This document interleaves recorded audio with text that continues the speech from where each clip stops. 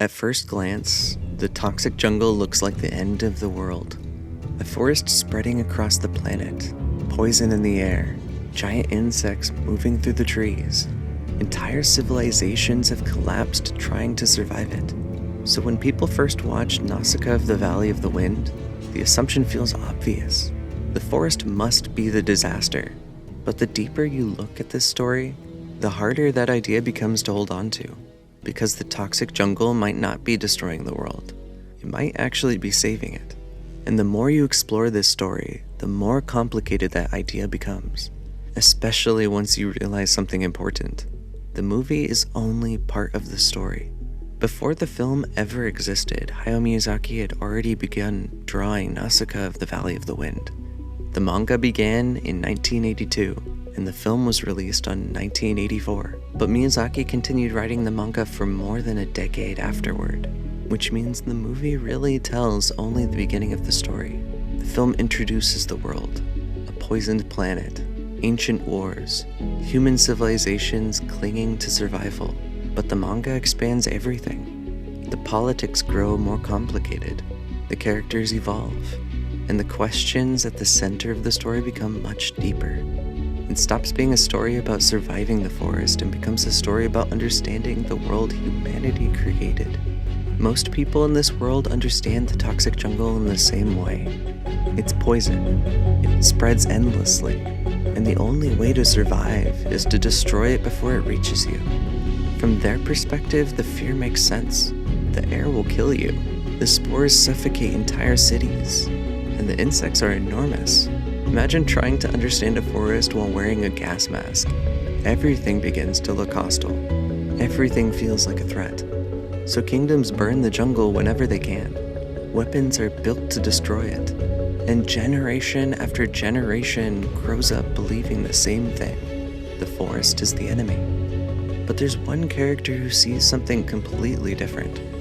Nausicaa approaches the jungle in a way almost no one else does. She studies it. She collects spores. She experiments with soil. She observes the insects instead of fighting them. And in a world terrified of nature, she becomes something unusual, like a student of it.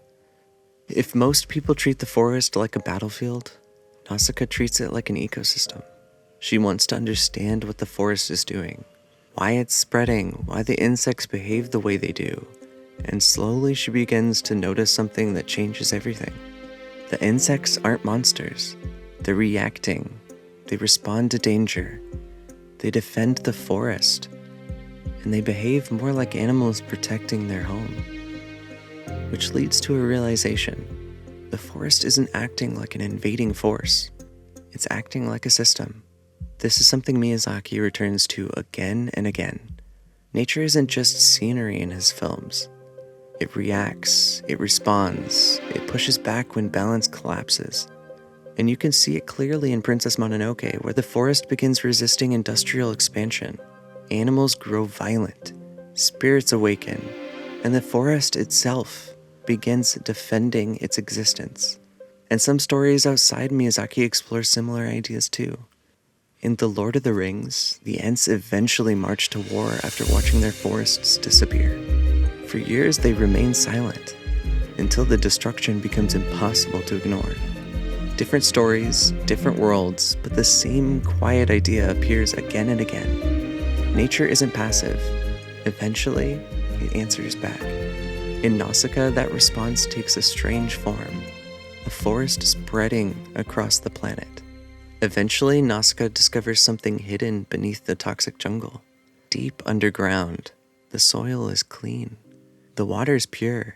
The poison that fills the air above ground doesn't exist here. The forest isn't poisoning the planet. It's purifying it. And let's slow down here for a moment, because this is where the story changes. The toxic jungle absorbs toxins from the ruined surface. The plants filter contaminated soil. Over time, the earth beneath the forest becomes healthy again, which means something unsettling. The jungle didn't cause the disaster. It came after it. The toxic jungle isn't the catastrophe, it's the aftermath. Almost like scar tissue after a wound. Uncomfortable, strange, but part of healing. The film introduces this idea. The manga takes it much further. Later in the story, Nausicaa learns that the ecosystem repairing the planet might have been intentionally created long ago, a system designed to cleanse a poisoned world.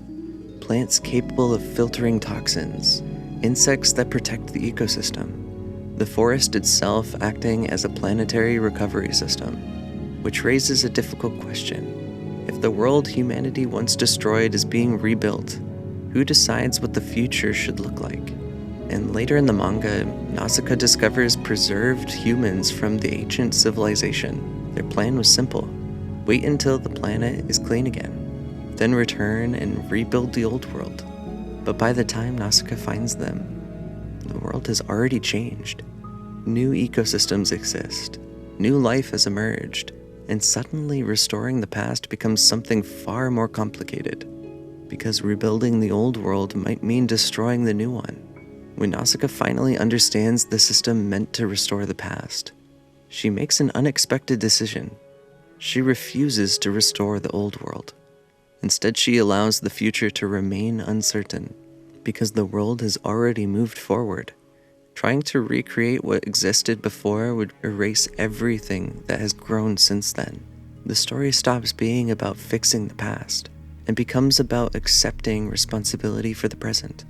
And near the end of the film, the Ohm charge across the valley, an unstoppable wave of creatures.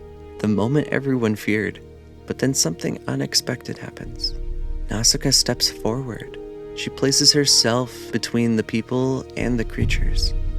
The Ohm stop, and for the first time in the story, the forest isn't reacting to violence. It's responding to empathy. The creatures recognize that someone finally understands them, not as monsters, but as part of the same world. And at the beginning of the story, the toxic jungle feels mysterious, alien, dangerous, and something spreading far beyond human control. But by the end, it feels different. Not safe, but understandable. The forest was never the enemy. It was the planet trying to heal. And the only character who truly saw that was the one person willing to listen before fighting. Sometimes the world around us isn't something we need to conquer. Sometimes it's something we're still learning how to live inside.